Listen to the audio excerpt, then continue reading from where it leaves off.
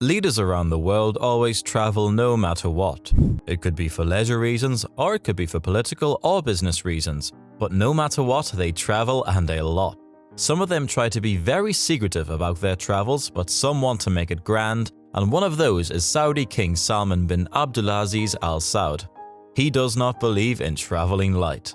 From his luggage to his entourage to his entrance, he wants them to be grand. In today's video, we'll be taking a look at how the Saudi king really travels. But before we get into the video, make sure to leave a like and subscribe with notifications on so you don't miss out on future content, and make sure to stick around because we'll be taking a very close look at some of his iconic destinations. Saudi Arabia's king, Salman bin Abdulaziz Al Saud, was born on December 31, 1935.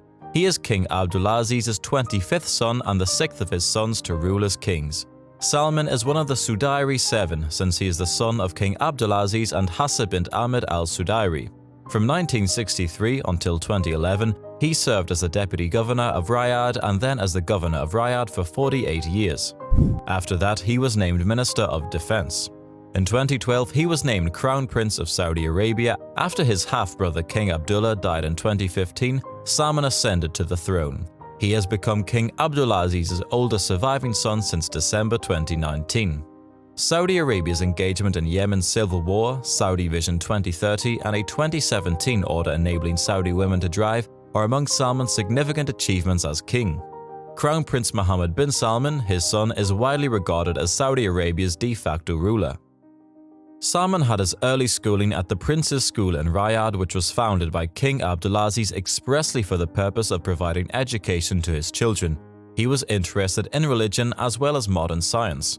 During his 5 decades as governor of Riyadh, Salman honed his skills at balancing the religious, tribal, and royal interests that shaped Saudi policy.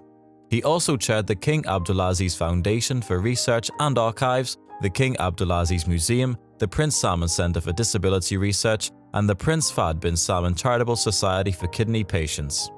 During his time as governor, King Salman also went on various overseas trips.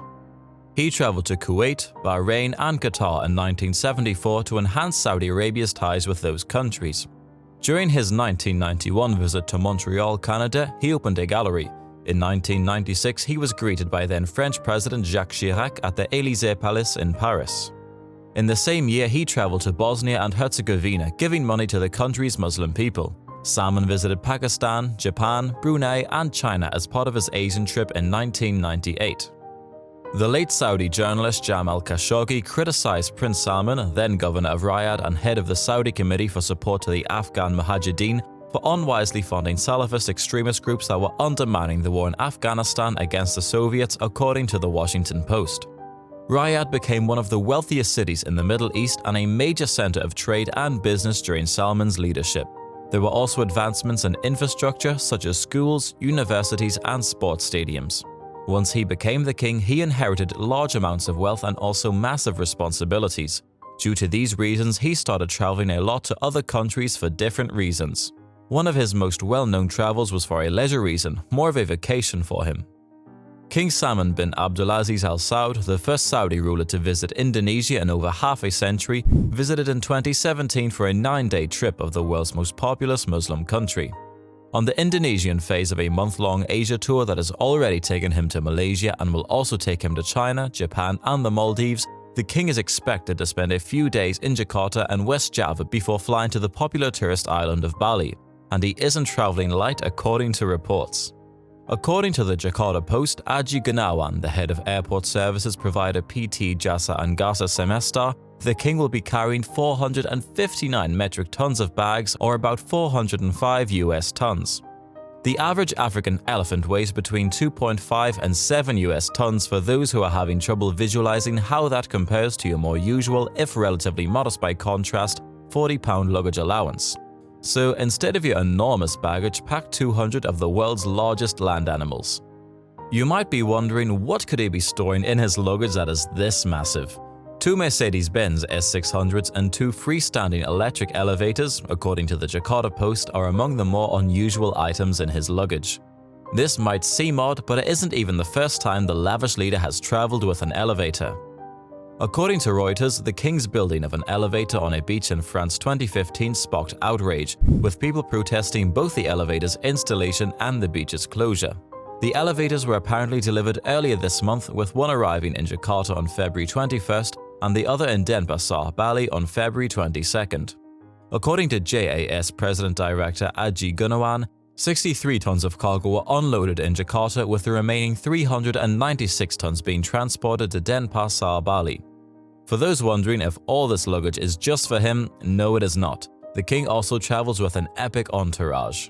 According to the Indonesian news agency Antara, King Salman is coming with 1,500 individuals, including 10 ministers, 800 delegates, and 25 princes who arrived in Indonesia on 36 flights over 3 weeks.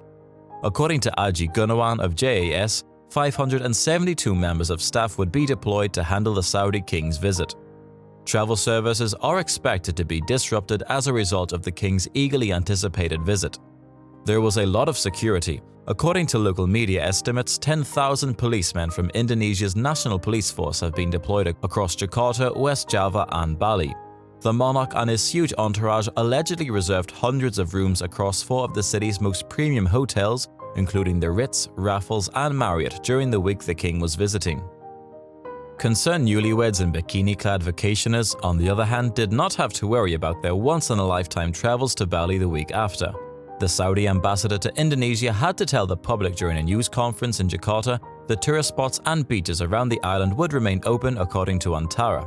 There is no special agenda in Bali. King Salman and his entourage will enjoy the natural beauty of the island, the ambassador said. According to CEN Indonesia, the king and his entourage stayed at 3 luxury hotels on the largely Hindu island of Bali, including the Bulgari, where the most exclusive villa costs up to $4,400 per night. The resort also has a private beach that is only accessible via elevator. While the Saudi king's massive cargo hold may appear to be out of proportion to that of other international leaders, it is not.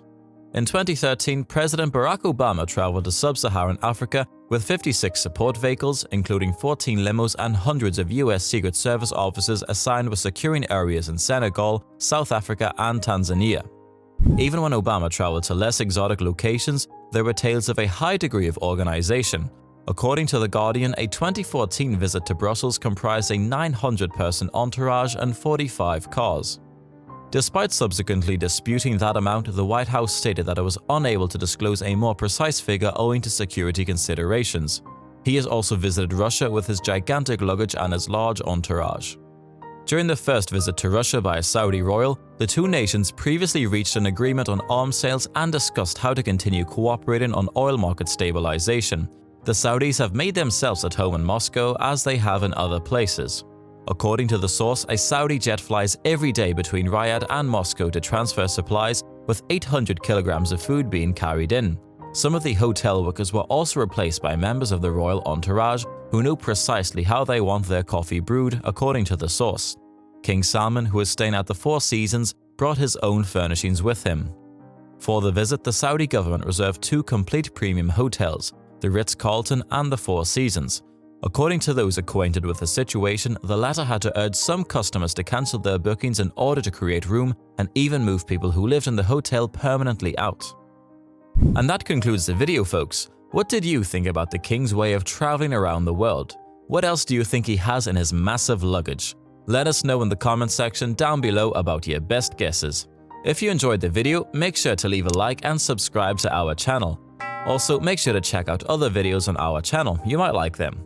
For today's fun fact, as of 2020, the royal family's total net worth is believed to be above $100 billion, making them the richest royal family among all monarchs and one of the wealthiest families in the entire world. That is an insane number considering how much money just 1 billion is. Anyway, goodbye and I'll see you in the next video.